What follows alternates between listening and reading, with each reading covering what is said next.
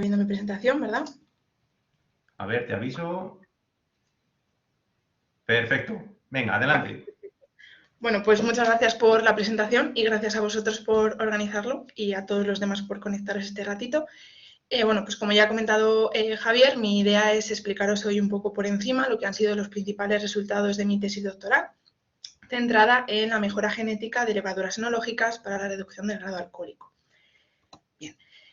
Mi tesis doctoral forma parte de un proyecto más grande, el proyecto CoolWine, financiado por el Ministerio de Ciencia e Innovación y la Agencia Estatal de Investigación. Es un proyecto ERACO-Biotech.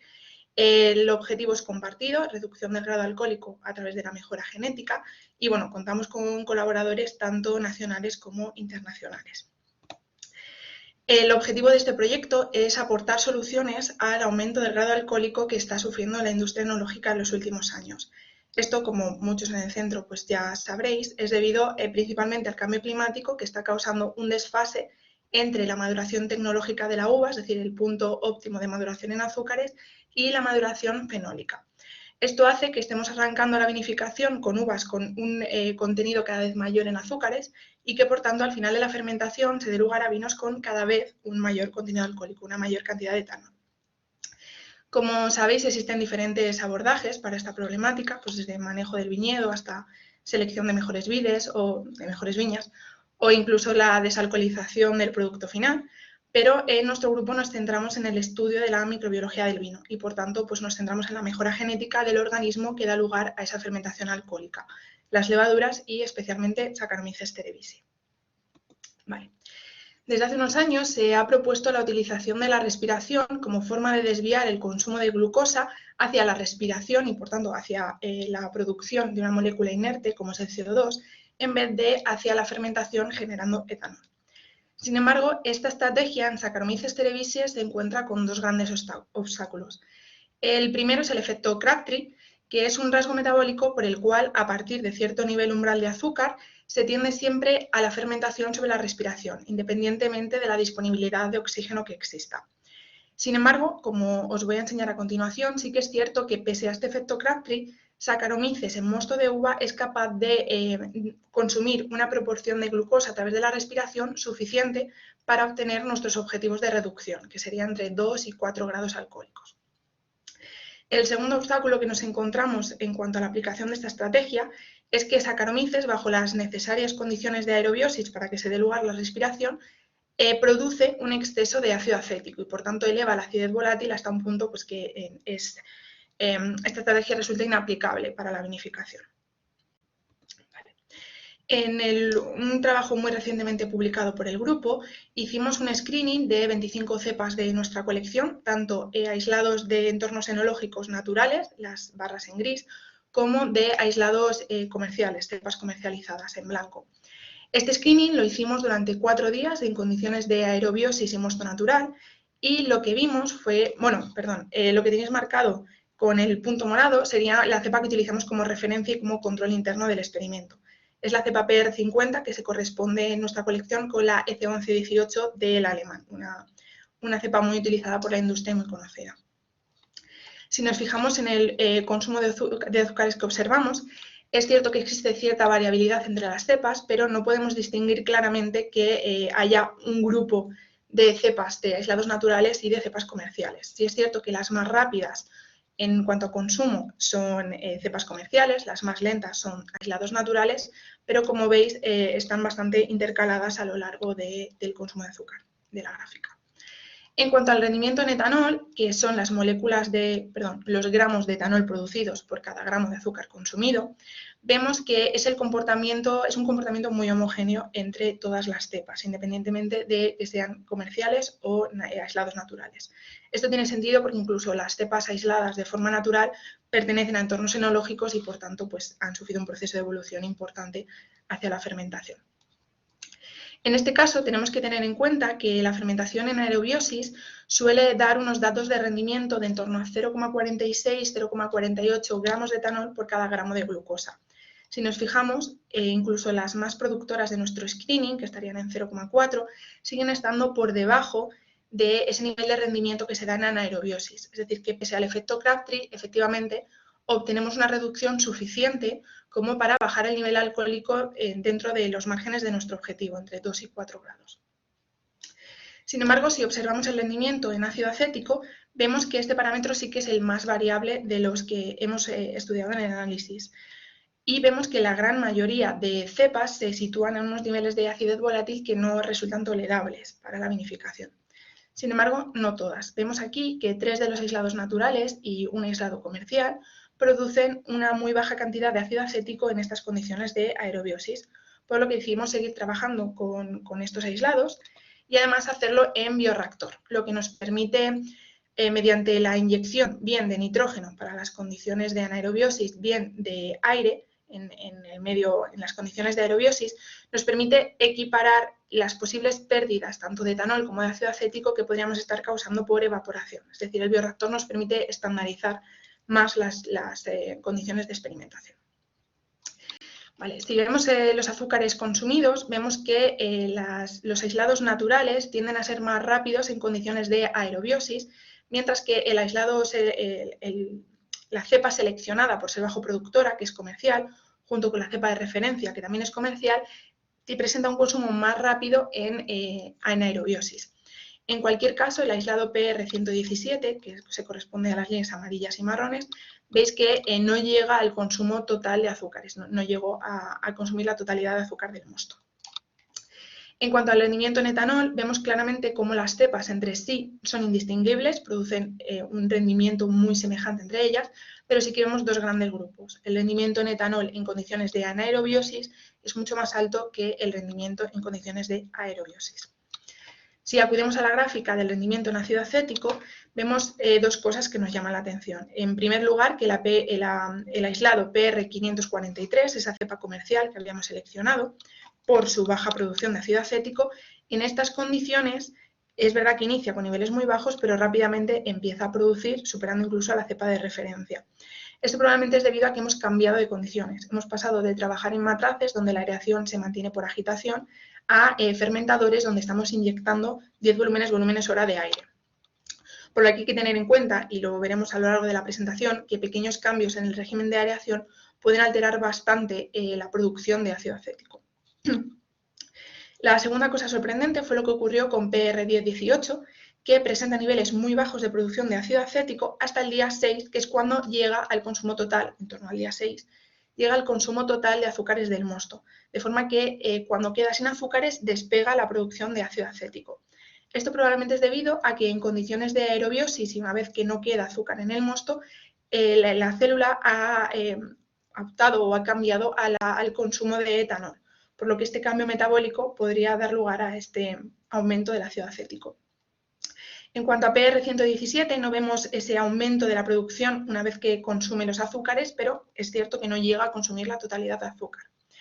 Es por estos buenos niveles de PR1018, mientras que le quedan azúcar en el mosto y que llega a consumir la totalidad de azúcares, que decidimos seguir trabajando con esta cepa. Bien.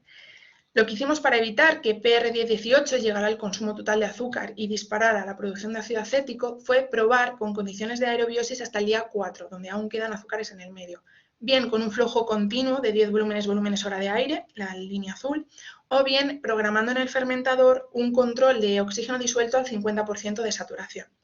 Pasado el día 4, ambas condiciones se cortaba la entrada de aire y se paraba la agitación, también en el control de anaerobiosis, donde inyectábamos de nuevo nitrógeno.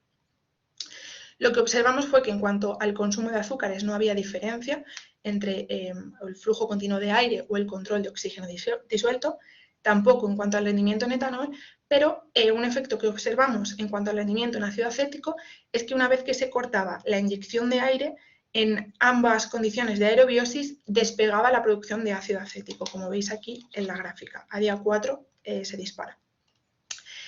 La siguiente idea fue que quizá lo que estaba causando este aumento era el cambio de condiciones de aerobiosis hacia anaerobiosis.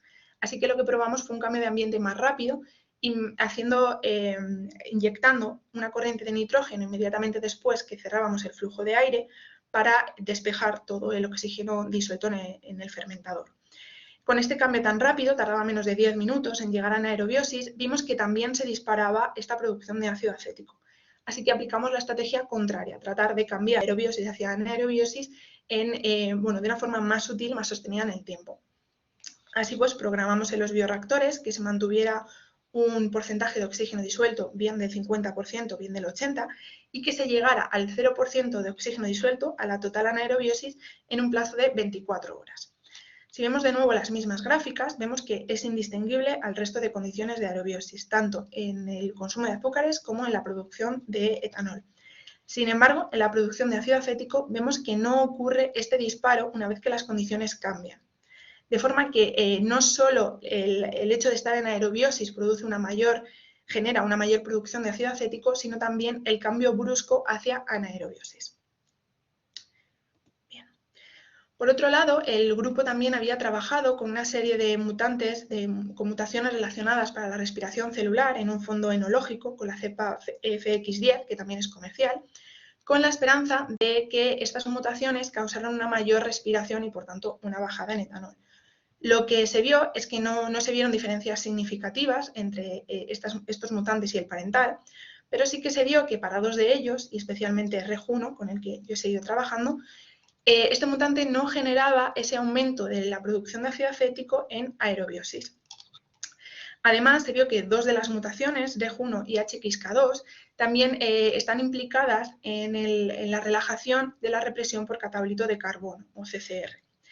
Este CCR no es más que un rasgo metabólico que hace que en presencia de principalmente glucosa se bloqueen las rutas de catálisis de otras fuentes alternativas de carbono.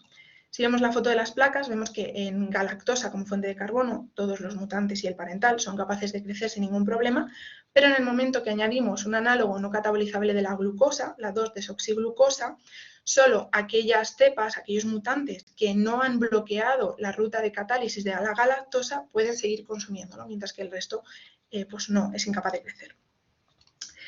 Vale, yo por mi parte he seguido trabajando con estos dos mutantes, con REG1, que no produce ácido acético en condiciones de aerobiosis, y con HXK2, que pese a estar implicado en la misma ruta, lo que hace es sobreproducir una ingente cantidad de ácido acético.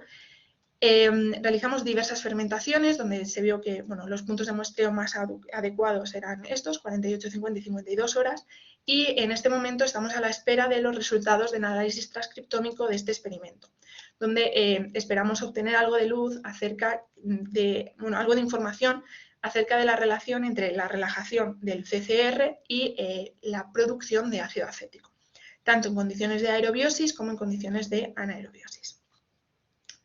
Bien. Pues con esta relación en la cabeza del relajamiento del CCR y una menor producción de ácido acético, decidimos llevar a cabo una evolución dirigida, teniendo en cuenta que esta técnica nos permite obtener organismos mejorados genéticamente, pero que no están considerados como organismos modificados genéticamente y, por tanto, pues no tienen limitaciones a la hora de aplicarse a la industria.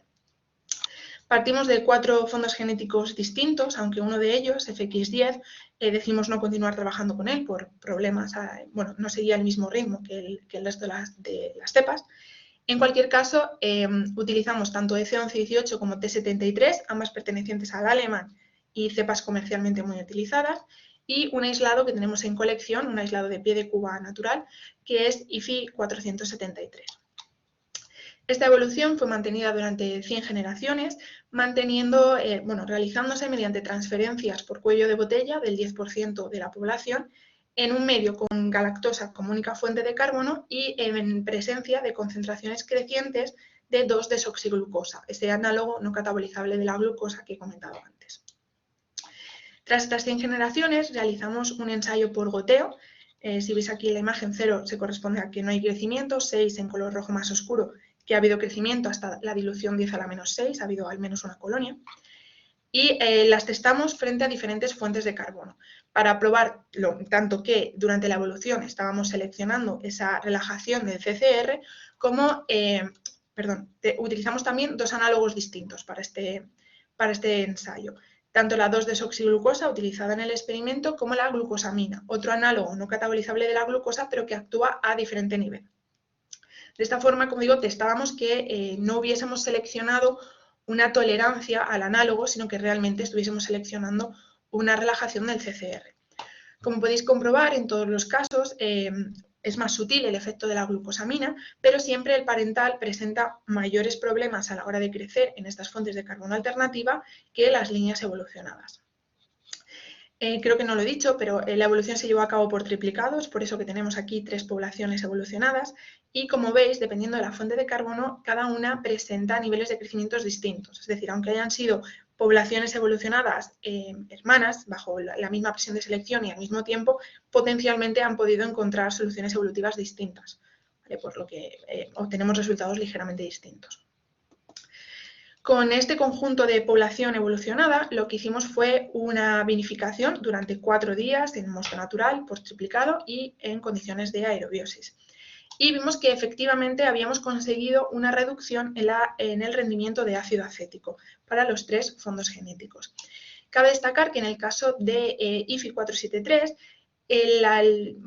su parental ya tiene un bajo rendimiento en ácido acético ya de partida, por lo que la ventana de mejora pues quizá no es tan amplio como para los otros 2 fondos genéticos, pero en cualquier caso hubo bajada para los 3 fondos. En cuanto al nivel de azúcar consumido, todas las poblaciones se mostraron ser significativamente más lentas que el parental en cuanto a consumo, pero nada parecía indicar que hubiese ningún problema a la hora de consumir azúcares, no había paradas fermentativas, a excepción quizá no, seguro, de C11-18, la evolución número 2, que como veréis a continuación nos estuvo dando problemas durante el resto del fenotipado. Bien. A partir de esos 4 días de fermentación, desde ese fondo celular que quedó tras la fermentación, realizamos un aislado de clones, uno por cada réplica de vinificación y por cada una de las 3 poblaciones evolucionadas, y testamos estos clones en mosto sintético y frente a los principales factores de estrés industrial, como son 12 y 37 grados, toxicidad por etanol, 6 y 10%, resistencia a estrés oxidativo y resistencia al sulfitado. Como veis, a excepción de los clones aislados de la evolución 2 en EC11-18, que en todos los casos están, bueno, aquí directamente no han conseguido crecer, parece que presentan problemas, el resto de células, de colonias aisladas no parece presentar ninguna diferencia significativa con respecto al parental. Con algunos de estos clones aislados realizamos de nuevo una vinificación a 4 días, condiciones aerobias, mosto natural. Y vimos que en el caso de EC11-18, de nuevo habíamos conseguido una reducción, una reducción en cuanto al rendimiento en ácido acético. También en el caso de IFI 473, aunque uno de los clones resultó ser superproductor, hay que tener en cuenta, eso si miramos los ejes, el parental ya es de tira, da un rendimiento muy bajo en ácido acético. Y en cuanto a T73, no vimos diferencias significativas.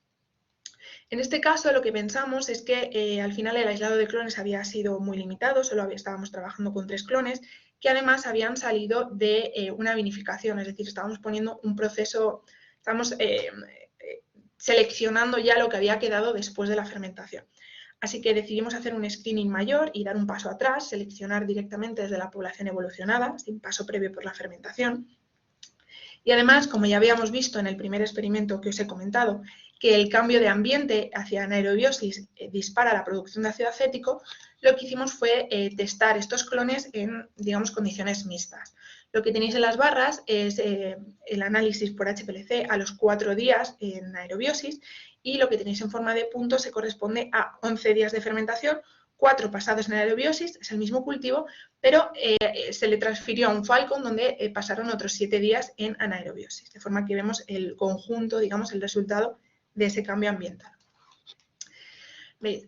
Si veis el consumo, el porcentaje de azúcares consumidos, veis que en el caso de EC11-18, todos los clones aislados de la población 1, si bien son ligeramente más lentos durante la fase de aerobiosis, al cabo de 11 días han igualado el consumo de azúcares del parental, no han dado lugar a parada fermentativa. Sin embargo, la enorme mayoría, bueno, el resto de clones y especialmente los aislados de la población 3, presentan a 11 días el mismo consumo de azúcares que tenían a día 4, es decir, una vez que se les pasó a anaerobiosis, dieron lugar a parada fermentativa, que bueno, puede deberse a diferentes causas.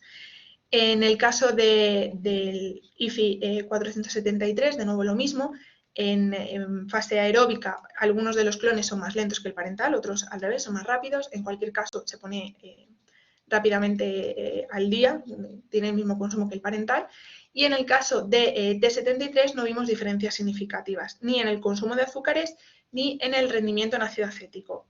Esta honrosa excepción, pero que de nuevo en anaerobiosis no presenta diferencias significativas con el parental. En el caso de IFI 473, de nuevo hemos seleccionado lo que nos aparece estadísticamente significativo, son aislados que son superproductores con respecto al parental, y no hemos conseguido ninguno de los clones que presente un menor rendimiento de ácido acético tras el cambio de ambiente. Esta era otra de las preguntas que intentábamos responder con este experimento, que era que si ese cambio de ambiente también nos disparaba la producción de ácido acético incluso en los clones evolucionados. Y como vemos, pues en todos los casos sí que ocurre, se aumenta la producción de ácido acético. En el caso de EC1118, y fijándonos en los aislados de la población 1, que son quienes completan la fermentación, vemos que hemos obtenido una bajada en el rendimiento de ácido acético tanto en aerobiosis como en anaerobiosis, por lo que seguimos continuando específicamente con el clon 1.5. Bien, como en el fondo EC1118 fue donde conseguimos mejores resultados, seguimos trabajando incluso con los clones que habíamos aislado de la fermentación con el total de la población, realizamos el mismo ensayo de condiciones mixtas y vimos de nuevo que habíamos conseguido bajar el rendimiento en ácido acético tanto en aerobiosis como tras los 7 días en anaerobiosis, aunque habían aumentado de nuevo su rendimiento. Bien. En cualquier caso, y como habíamos visto en uno de los experimentos que os he enseñado primero, que cuando las cepas se quedan sin azúcar en el mosto tienden también al aumento de la producción de ácido acético, testamos todos los clones seleccionados de EC1118, los 3 que venían de la fermentación con la población y el clon que habíamos sacado directamente del final de evolución, frente a condiciones totales de 11 días en anaerobiosis o 11 días en aerobiosis. En ambas condiciones termina la fermentación sin mayor problema, y en el caso de aerobiosis vemos que para 3 de los clones, bueno, 2 de los clones aumenta la producción de ácido acético incluso por encima del parental. Para el tercer clon no hay diferencia significativa con respecto al parental, es decir, una vez que consume la totalidad de los azúcares sí que disparan el rendimiento en ácido acético, con la excepción del clon 1C. Este clon, pues el que mejor funcionaba, lo pasamos a bioreactor de nuevo para equiparar las condiciones y vimos que efectivamente presenta ciertas diferencias, no llega a consumir la totalidad de azúcar en fermentador, pero mantiene su muy bajo y muy positivo para nuestros objetivos rendimiento en ácido acético. Y ya que iba un poquito mal de tiempo, pues nada, agradeceros a todos por haberos conectado este ratito, a mis directores, por supuesto, y a mis compañeros, que son los que siempre están ahí. Así que por mi parte, nada más.